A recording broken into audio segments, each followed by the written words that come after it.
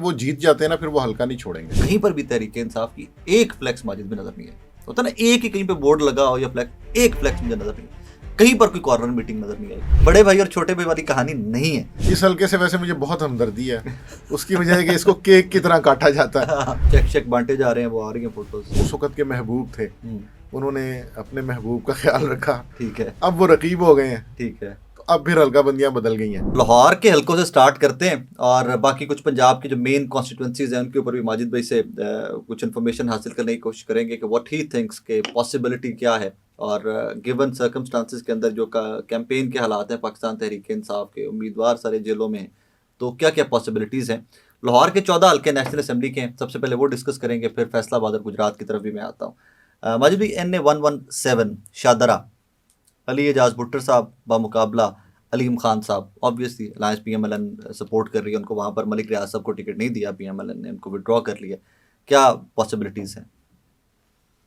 मुझे तो लग रहा है कि जी यहाँ पर हम टफ कॉन्टेस्ट भी एक्सपेक्ट नहीं कर सकते। नहीं कर सकते। खासा लग रहा है कि मामला मुस्लिम लीग नून के हक में जाएगा। अलीम खान साहब क्या हाँ, वो एक तो कैंपेन बहुत अच्छी कर रहे हैं, दूसरा ये है कि वो चूँकि इलाका लोअर मिडिल क्लास है, सो उनके जो माली मामलात हैं उस हवाले से भी खासी उनको हेल्प मिल रही है। चेक चेक बांटे जा रहे हैं, वो आ रही हैं फोटोज। नहीं, वो चेक तो मेरा ख्याल है पुराने हैं, पुराने। वो फ्रैंकली वो चेक नॉर्मली हर महीने आते हैं। अलीम खान फाउंडेशन हाँ, बांटती है वो तो नॉर्मल चलता है उनका काम। ये वैसे जो कैश चल रहा है, अच्छा, तो ये मेरा ख्याल है कि अब ठीक है। पहले सुना था कि मलिक रियाज फैमिली में से कोई एंटी भी है, मुखालफत में भी है, लेकिन अब सेटल कर लिया गया। तो यहाँ से अलीम खान विनिंग पोजीशन में। हाँ जी। आगे 118 आ जाता है, हमजा शहबाज साहब और आलिया हमजा साहिबा। यहाँ पर असल में मामला ये है कि पूरे लाहौर में जब हम ये सारे हलके डिस्कस करेंगे तो हमें एक इम्बैलेंस नज़र आएगा। वो इम्बैलेंस एक कैंपेन का। ये बात दुरुस्त है कि डिजिटल मीडिया पे अच्छी कैंपेन हो रही है, बट उसका एक ग्राउंड से भी लिंक होना चाहिए।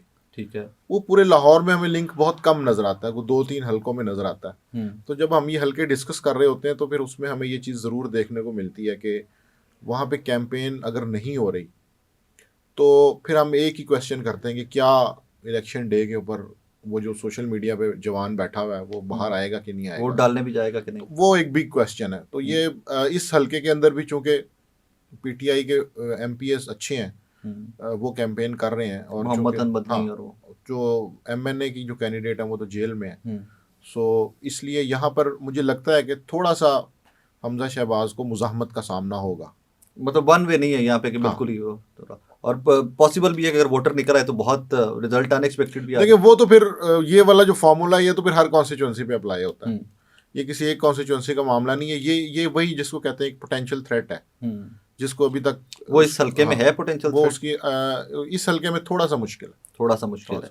आगे जी 119 मरियम नवाज साहिबा, हिना परवेज भट्ट साहिबा और उनकी जो कोर टीम है सारी वहाँ पर इलेक्शन कैंपेन भी कर रही है। यहाँ पर इबाद फारूक साहब जो तहरीक इंसाफ के साबिका वो थे, MP के टिकट होल्डर थे सूबाई सीट के, उनके भाई कॉन्टेस्ट कर रहे हैं। डेली कंप्लेंट भी करते हैं सोशल मीडिया के ऊपर कि जी मेरे पोस्टर लगते हैं रात को उतार दिए जाते हैं, रात को लगाते हैं सुबह उतार देते हैं, हमें कैंपेन भी नहीं करने दी जा रही। और मरियम नवाज साहिबा की जो कोर टीम है वो तो यहाँ पर दबा कर कैंपेन कर रही है। यहाँ का एक्सपेक्टेड रिजल्ट आपके एनालिसिस में क्या पॉसिबिलिटीज़ हैं? यहाँ पर मेरा ख्याल है कि मरियम नवाज साहिबा कंफर्टेबल हैं। उसकी वजह यह है कि एक तो इनकी कैंपेन अच्छी है, दूसरा ये है कि PTI की तरफ से वो जो एक प्रॉपर ऑर्गेनाइजेशन के साथ कैंपेन की जाती है या नेटवर्किंग के साथ चीज़ों को मैनेज किया जाता है यूनियन काउंसिल लेवल पे, वो नज़र नहीं आ रहा। सो इसलिए मुझे लगता है कि यहाँ पर वो एक सिंपथी वोट डेफिनेटली होगा, लेकिन ये कहना कि जी वो बहुत ज़्यादा टफ टाइम देंगे मुश्किल लग रहा है। अयाज सादिक साहब और शेख रोहेल असगर साहब, फड्डा भी टिकट का भी काफ़ी चलता रहा, वो क्या सीन था, क्या रौला पड़ा हुआ था इनका? असल में 2018 में ये सारी कॉन्स्टिट्यूंसीज चेंज हुई, और उस वक्त के महबूब थे, उन्होंने अपने महबूब का ख्याल रखा। ठीक है। अब वो रकीब हो गए हैं। ठीक है। तो अब फिर हल्का बंदियां बदल गई हैं। हाँ। तो इसलिए ये जो कॉन्स्टिट्यूंसी थी इसके अंदर उस वक्त इन्होंने ये जो हमारे सरहदी इलाके हैं, लाहौर का जो बॉर्डर एरिया, वो इसमें इंक्लूड किया था। तो इस पे अयाज सादिक और शेख रोहेल असगर का इख्तलाफ ये था, दोनों का ये ख्याल था कि हमारी जो कोर कॉन्स्टिट्यूंसी है वो इस कॉन्स्टिट्यूंसी में आती है। ठीक है, इसलिए टिकट हमें दिया जाए। और ये वाला हल्का थोड़ा सा बाहर था, वो पुरानी जो उनकी ओरिजिनल कॉन्स्टिट्यूंसी है। तो शेख रोहेल असगर का जब हम हल्का डिस्कस करेंगे तो ये दोनों हल्के मेरे ख्याल साथ साथ ही हैं, 20-21। हाँ बिल्कुल। तो उसमें शेख साहब का ये कहना था कि जी मेरी जो फैमिली है वो यहाँ से पिछले 50 साल से पॉलिटिक्स कर रही है।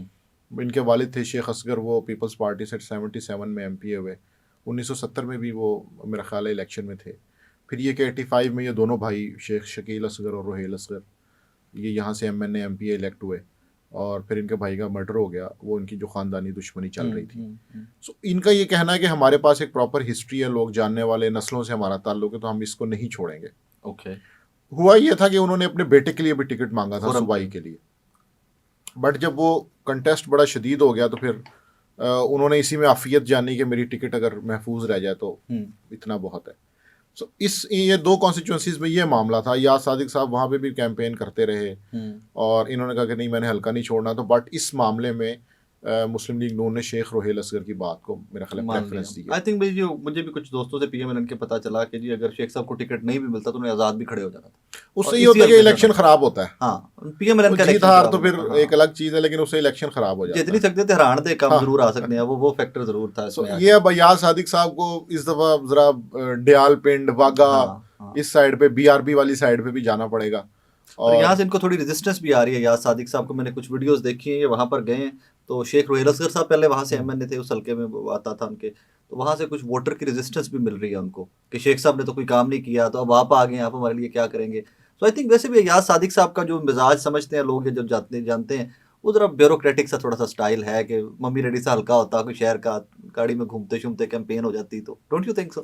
हाँ, मेरा ख्याल है वहाँ पे कच्ची सड़कें हैं और उड़ती मट्टी जो है वो थोड़ा सा उनकी पर्सनालिटी से मैच नहीं करती। हाँ, वो जरा सूटेड बूटेड। लेकिन मेरा ख्याल है कि सुहेल शौकत भट्ट जो ग्रुप है वो शायद अपनी बका के लिए उनको वहाँ से सपोर्ट करेगा। कर रहे हैं, वो कर रहे हैं, वो तो कर रहे हैं। तो ये दोनों सेफ हैं, शेख रोहेल असगर साहब और याद सादिक साहब? मेरा ख्याल है इनमें से एक सेफ है, शेख रोहेल असगर। हाँ जी, रियाज सादिक साहब। इस पे मेरा ख्याल है मुकाबला होगा।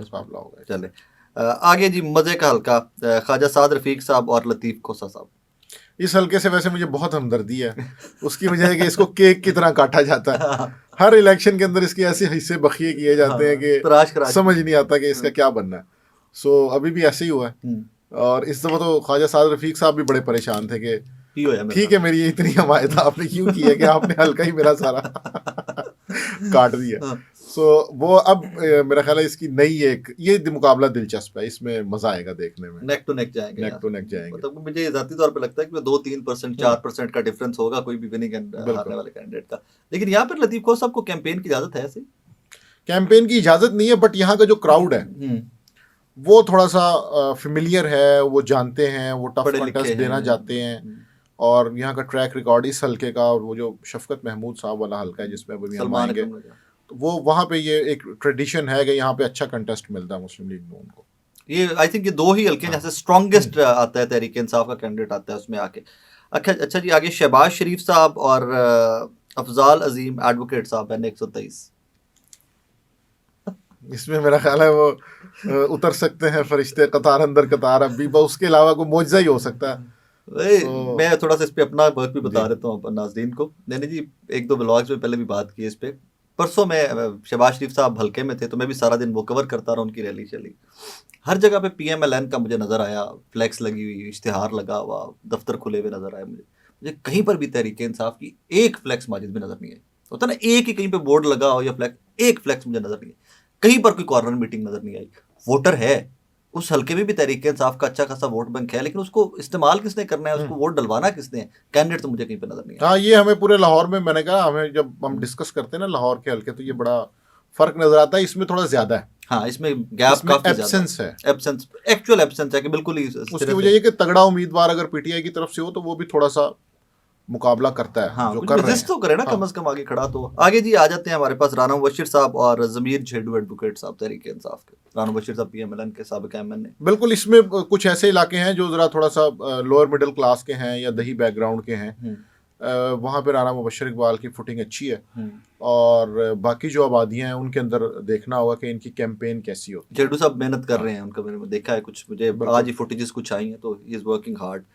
आगे जी NA 126 खोखर मुकाबला खोखर, यहाँ पे ये सैफ साहब। सैफ साहब क्या है ना, अब इसमें इशू ये है कि कैंडिडेट तो बहुत बड़ा है, दोनों तरफ बड़े कैंडिडेट हैवीवेट्स हैं, लेकिन प्रॉब्लम ये है कि वो जो आबादियां हैं वो उसमें ये सारी जितनी भी हमारी लाहौर की सोसाइटीज जिनको हम कहते हैं वो सारी अमूमन इस कॉन्स्टिट्यूंसी के अंदर आ रही बहुत होती आती हैं इसके अंदर। तो यहाँ पर इलेक्शन कैंपेन खासी डिफरेंट है। यहाँ पर उस तरह से कॉर्नर मीटिंग्स वगैरह तो हो रही हैं, लेकिन ज़्यादातर डिनर्स और लंचेस वगैरह और इस तरह के घरों के अंदर, चूंकि यहाँ पे बड़े बड़े घर हैं लोगों के, तो उसके अंदर ही वो सारा वो मामला हो रहा है।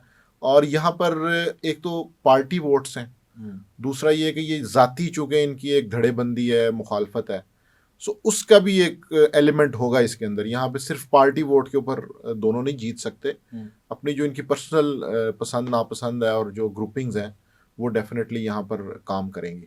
सबसे इंटरेस्टिंग मेरे नज़दीक तो दो हल्के हैं इस टाइम के अंदर लाहौर के अंदर, 130 यास्मीन राची साहब वाला, और दूसरा उससे भी ज़्यादा इंटरेस्टिंग में मुझे what I find most interesting 127 Bilawal साहब, अता तारड़ साहब, ज़हीर अब्बास खोखर साहब।